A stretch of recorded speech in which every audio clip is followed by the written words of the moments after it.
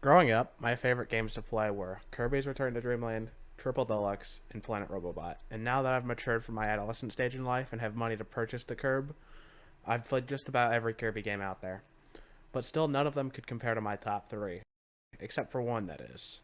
There is one Kirby game out there that I would say is the culmination of my three favorite games of all time. Dare I even say, peak. A game that somehow has given me the sense of discovering something new, while simultaneously making me nostalgic over something I've never played before.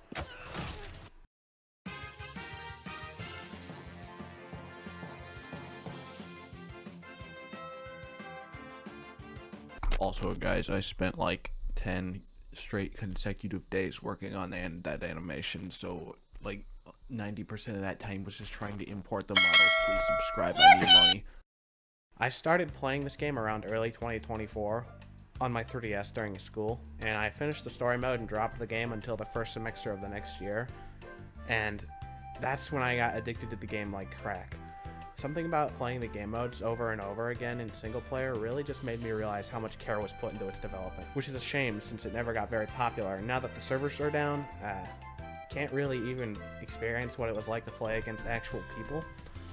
But something about the game stuck with me. Like I said, this is peak Kirby. Like all of the developers, composers, and artists from the three games got together to produce a masterpiece. And that's what I wanted to talk about. Since I can't play this with anyone, since the game is so underrated and, you know, the servers are down, I'd like to bring forth light to this hidden gem.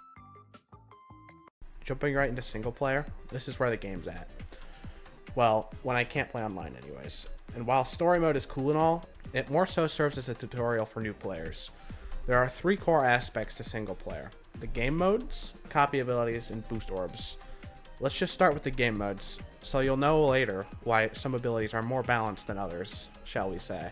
Also, I'll be ranking all the modes, abilities, and boost orbs into a tier list just because I can. Firstly, there's the Battle Royale mode, which is, wait, why is the camera top down? And I'm sure you're asking. Well, I thought this too, and after playing for I don't even know how many hours, I believe the answer is simply that certain game modes work better and are more fun in a 3D environment than a 2D one, so just stick with me here. And there are 2D game modes as well. Battle Royale mode is pretty cut and dry. The last player or team standing wins, except when a person loses all of their health, they can spam A to get back up. Of course, this gets harder the more times you die, but that's basically it. There aren't even any other maps in this one. It's literally just a circle. After some time, though, timer bombs start spawning to help speed up the match, which actually, I don't really think it's based on time, because I set the CPUs to level 1 and just waited for like half an hour, and bombs never spawned, so it's really more likely based on the number of KOs. All in all, I think this mode deserves a spot in low C tier, maybe D tier. It isn't great in comparison to the rest of the modes, but it's definitely not the worst.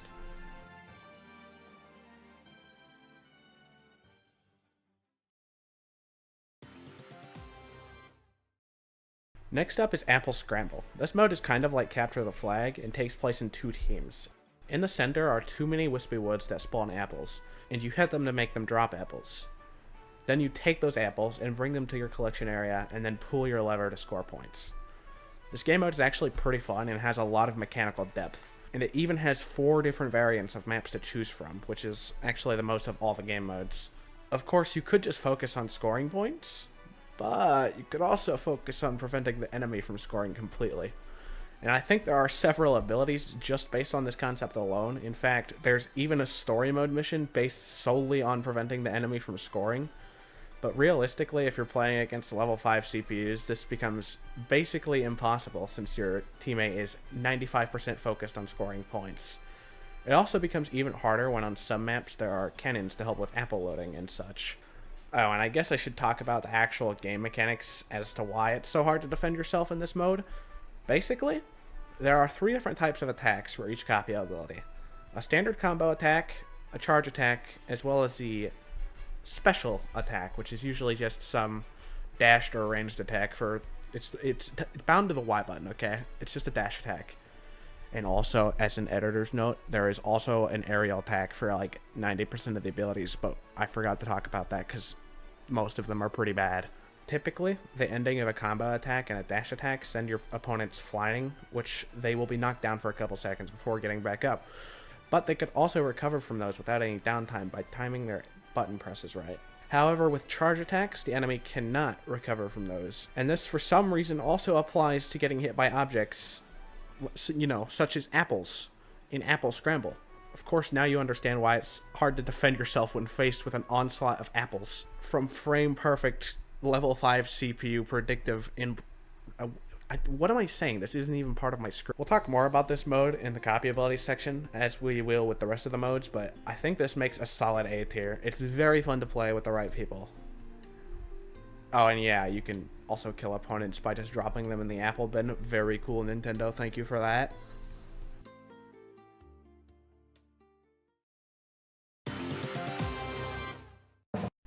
Next is Coin Clash. This is like a combination between the Battle Royale mode and Freeze Tag, if you will. The goal of the mode is to collect the most coins as they spawn throughout the match, but after a couple of seconds after the match has started, a ghost spawns in, and whoever comes into contact with it becomes possessed and is slowly drained out of coins, while unable to pick up coins or attack until they pass it on to someone else. Other than freestanding coins, there are also the occasional treasure barrels, which you can attack to get loads of coins from, which is where area of denial abilities really shine. And of course, you can always directly attack your enemies to steal coins from them. I think this mode deserves a B tier. It's okay, but I'd rather play something else.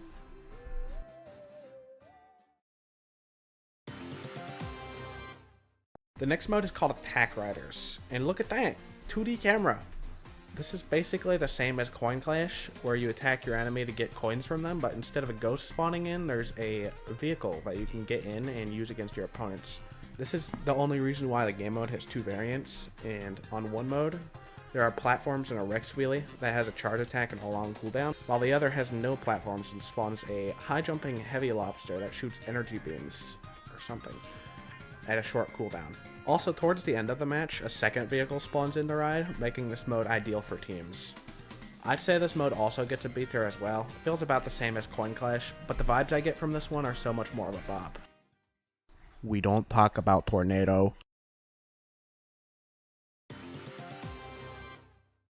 The next game mode is Crazy Theater. You know WarioWare? This mode is basically that. You compete in a best of 5 or a best of 10 if on a team over small micro challenges. What's 9 minus 5? How many apples are there? Attack your opponents, avoid your opponents, pick up an apple, dodge attacks. That's basically the gist of this mode. Abilities that have area of denial, or the ability to pick up and throw enemies, have a significant advantage over the rest. This mode probably deserves a low A tier. Pretty fun overall. Also, look at this banger Waddle Dee animation they had to make for this mode. He is absolutely just jamming out right now.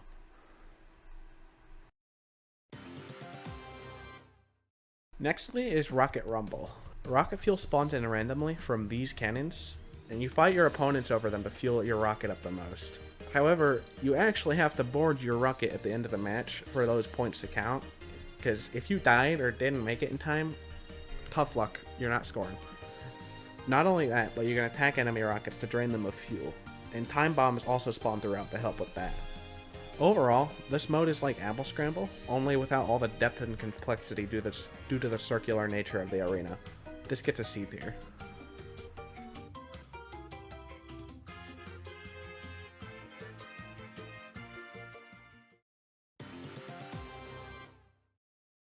Next up is Robobonkers. There is 3 different maps for this mode, each increasing or decreasing the aggressiveness of Robobonkers.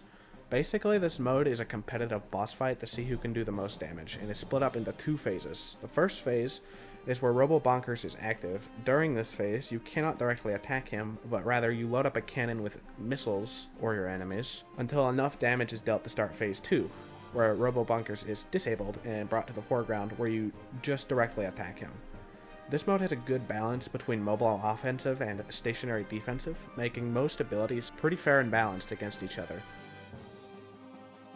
We still don't talk about Tornado here again. This gets an A for being pretty alright. Okay, now listen to this.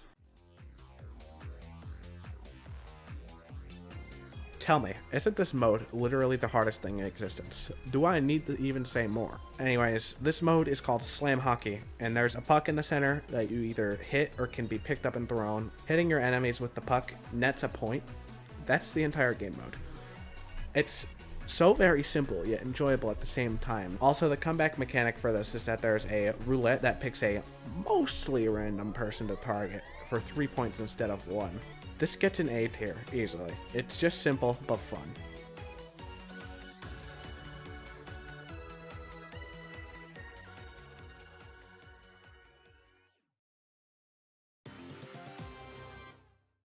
Alright, we're down to the last two. This mode is called Ore Express, and firstly, let me just say, I have never felt the Texan inside of me so strongly until I've heard this mode's song. Anyways, this mode is like an auto-scrolling Apple Scramble with 3 maps to choose from and a best of 3 format, so to speak. Basically, as the camera scrolls, there is ore that spawns in to be picked up and then thrown in the train whenever it arrives. And since the train arrives at the scene, instead of always being there, you can also just chuck your opponents at it, instantly killing them. Of course, since this is a southern themed map, they had to make whip be the most fun ability choice here. The comeback mechanic here is that at the last set of 3, ×2 train car appears. Of course, granting ×2 points. A simple but overall fun game mode. A tier.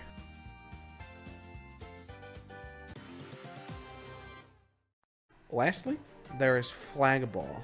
And for some reason, Nintendo decided to hide the best mode to the very end of the list. Literally, the game mode is, there is a ball, there is 2 flags, you get the ball to your flag. The mechanical depth of this mode is unlike any other. No ability is better than the other here. Except for Meta Knight. Probably because the mode takes place in teams of 2, allowing players to exchange the ball or flags with each other, allowing for absolutely wild plays. I really don't think my words can sum up exactly what makes this mode so good, and I really recommend you try the mode for yourself, but I'll leave you with some footage. Also, they somehow managed to actually balance Tornado for this mode. Congratulations, it's not absolutely busted. Good job, Nintendo.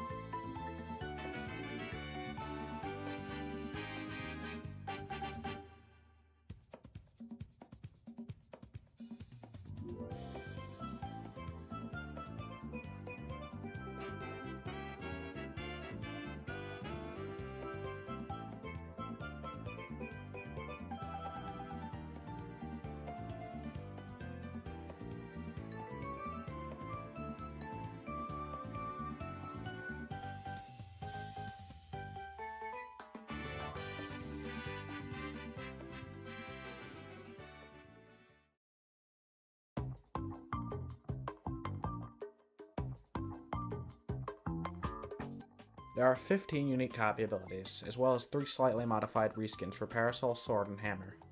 Starting off at the top of the list, we have Sword. Sword is designed to be the starting copy ability, and as such, it is probably one of the weaker abilities in the game. The issue isn't exactly that Sword is weak, but it's that you're not locked into playing one copy ability for an entire series of battles, and although Sword is overall great for all of the 10 game modes, there are better ones to choose from, depending on the mode active. Its moveset is about what you would expect, with a standard combo attack, aerial, dash, and charge attack all mirroring how it works in the original Kirby games. Sword deserves a B tier for being just about average.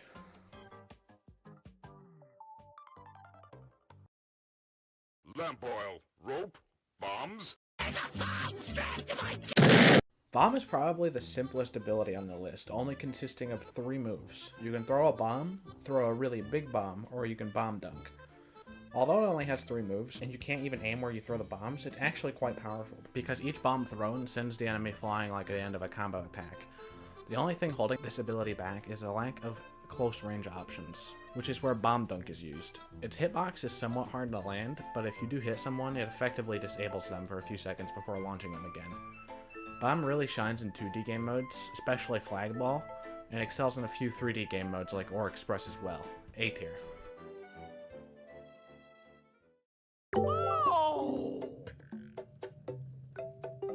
Beetle is effectively the Sword ability, but with a different aerial and charge attack. Its combo attack is identical to Sword's, and its aerial attack spins horizontally in a circle rather than vertically, making it better for 3D modes in that regards. Its charge attack, however, I'm sure was entirely made specifically for Trolls Online. When released, it sends the player flying, and if they ram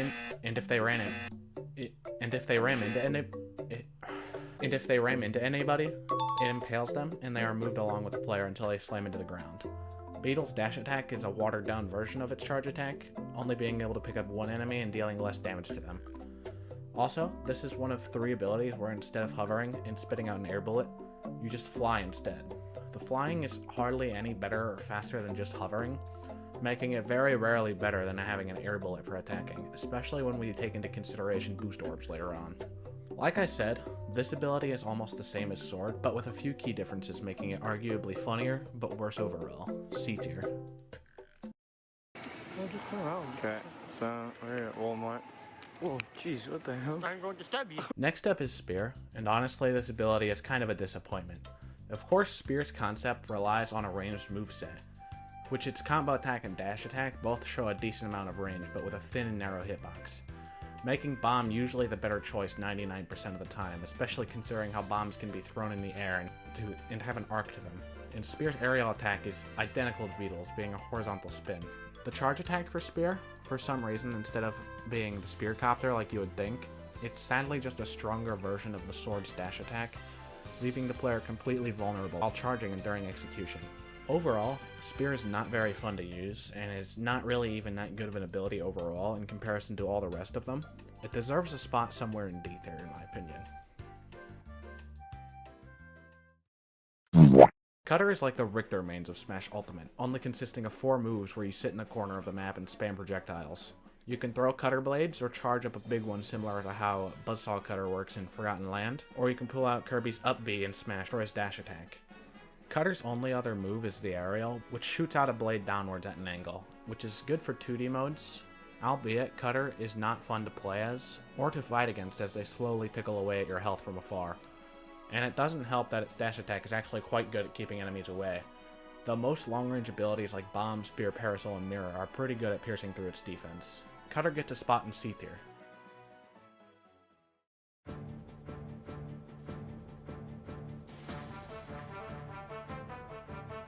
Keeping with tradition, Fighter is the second most complex ability in the game, only being beaten out by Ninja, of course. It has Falcon Jab and Uppercut as its combo attack, and its dash attack is another kind of combo attack, having the ability to dash 3 times until it knocks away the opponent. Also, the dash attack, you can combo out of it into your regular attack. For instance, dashing once and then hitting B will transform into your Falcon Jab and Uppercut, or you can dash twice and then hit B to do the uppercut. It's very incredibly satisfying to use once you learn it. I actually didn't even know about this until doing training mode with it.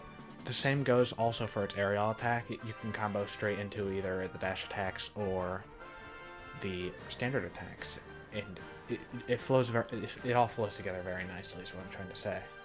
Its aerial attack is a dropkick and is the same aerial that Ninja has. For its charge attack, it shoots out a quick projectile at a comically long range. Most maps actually can't even fit the distance it covers. Overall, this ability is pretty good for Apple Scramble and Coin Clash due to the mobility its dash attack provides, as well as excelling in most 2D game modes. It's fun to play as, and tolerable to fight against. A tier. This song is sponsored by the Shadow Government. Legalize nuclear bombs.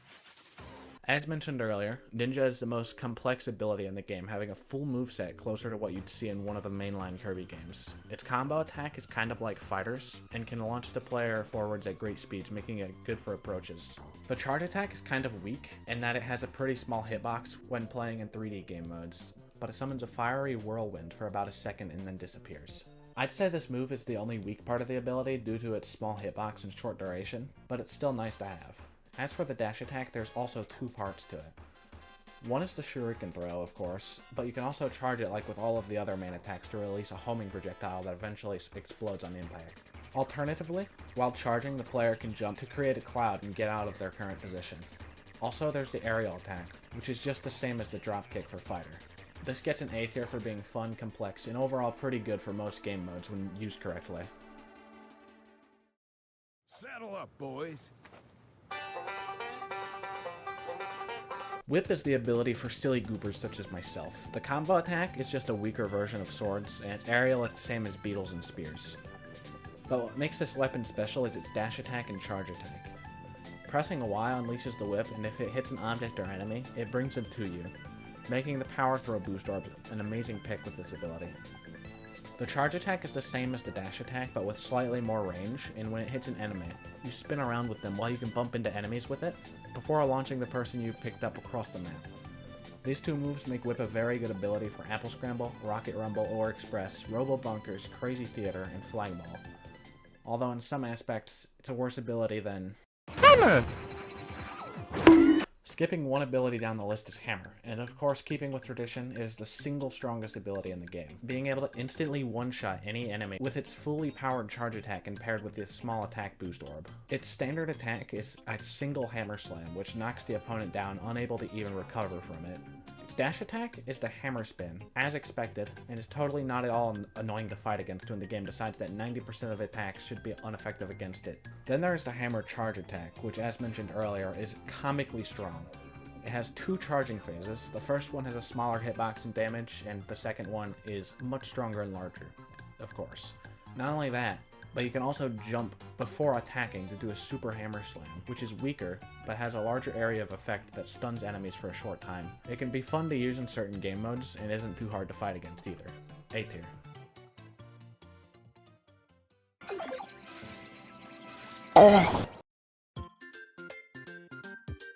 Backing up the list, we have Parasol, an ability based in defense. Let's start with the dash attack. Nope, that's not it. Yeah. This move is definitely the weaker part of the ability, but it is a move that can cover attackers from behind you, which is nice to have and a rare sight in this game. Its basic attack is just the usual we've seen in every Kirby game since its debut, except it's actually suspiciously strong for some reason. And then there's the charge attack. This is the main move that makes the ability special. Holding B puts up a shield that can block a large number of attacks before breaking, and once it fully charges, releasing B launches you forwards, and hitting an enemy brings both of you up into the air before slamming the enemy into the ground and then slowly floating back down. Keep in mind, you don't have to charge attack when you just want the shield, so long as you don't keep it out for too long. This mode is great in Slam Hockey, Apple Scramble, Crazy Theater, or really any other game mode or scenario where you need to defend a point. Oh yeah, also there's the aerial that I forgot to talk about because it's kind of bad. This one gets an A tier. I know I've been pretty generous with the A tiers, but trust me, it's about to go downhill from here. Dr. Sex!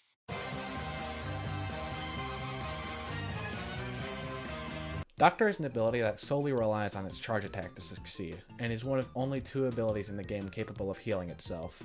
It can throw pills as a standard attack and do a clipboard bash for its dash attack, both of which are pretty annoying to fight against. And then there's the charge attack. This is the only one where you can't move during charging, leaving you extremely vulnerable. The first stage is the shock potion, functioning similarly to the spicy curry boost orb. You walk around shooting a spew of lightning balls at the enemy. Fortunately, or unfortunately if you're playing as Doctor, it does not multi-hit, so it really is not as strong or broken as it looks, and you can still always just jump over it. The second phase is Sleep Gas, which you can unleash to create a cloud of gas that lasts for several seconds and disables enemies that enter it for a while, depending on how good they are at mashing, making this an extremely funny move to use on that one Apple Scramble map. And the third charge is just a healing potion, which is simple enough. Unfortunately, as mentioned earlier, you can't charge up while moving, so any map where you can't get away from your enemies, which is most of them, makes using this ability a pain to use, which is why this goes into B tier.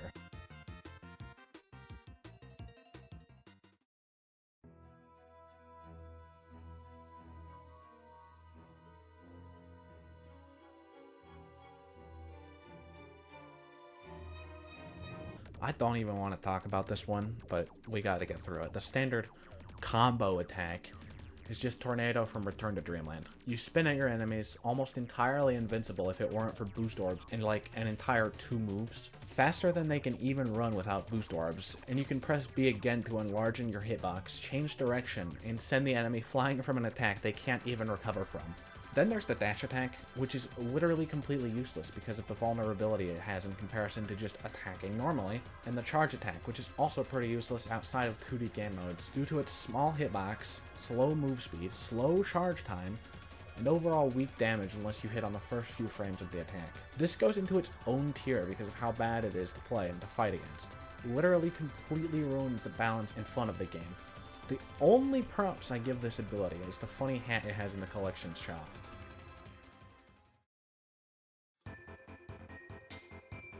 Moving on, we have Ice, which is kind of like Whip, but arguably worse in many ways.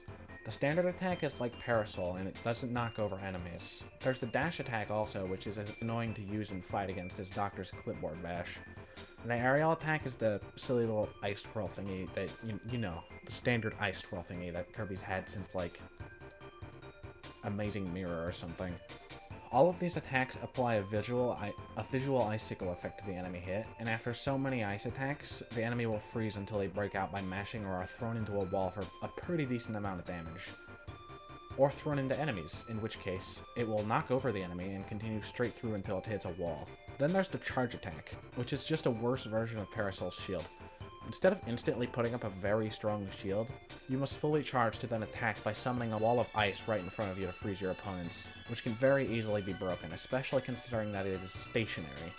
This gets a B tier. Not too fun to use, but it is alright in a few game modes.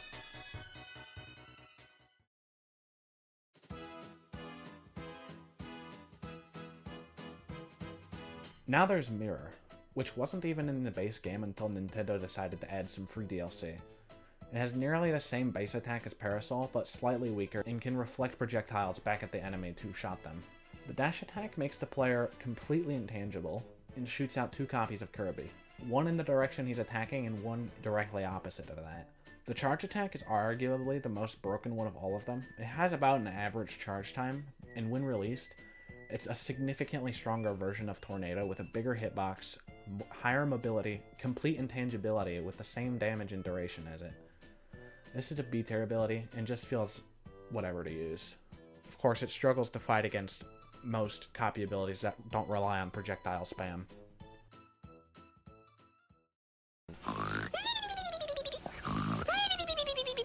Yes, for some reason this is a real copy ability, and quite a busted one at that. Its combo attack knocks out enemies unable to get back up, as well as its aerial, both of which are very similar to swords. Its dash attack is similar to bombs, but instead of disabling the enemies with a bomb and then exploding, it puts the enemy to sleep, where they can be attacked again, making this move pretty good if you're on a team.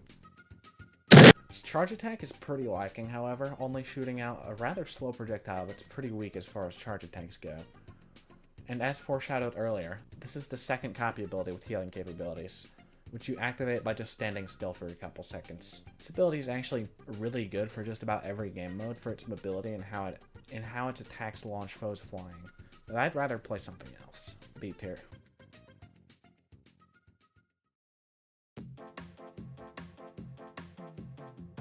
Okay, lightning round. You remember the 3 copy abilities I said were reskins of the 3 others? Here they are. Waddle Dee, same as Parasol, but can't shoot air bullets and has a charge attack almost identical to Sleep's, making it worse than Parasol by every aspect, C tier. Meta Knight. It's the same as Sword, but he can't shoot air bullets, and they changed the charge attack to have a massive delay in execution, making this ability much worse than the default Sword. D tier. King DDD is identical to Hammer, but he has a bigger hurt box, and his charge attack is a hammer throw. B tier. And that's all of the copy abilities in a nutshell. I love them all, except Tornado.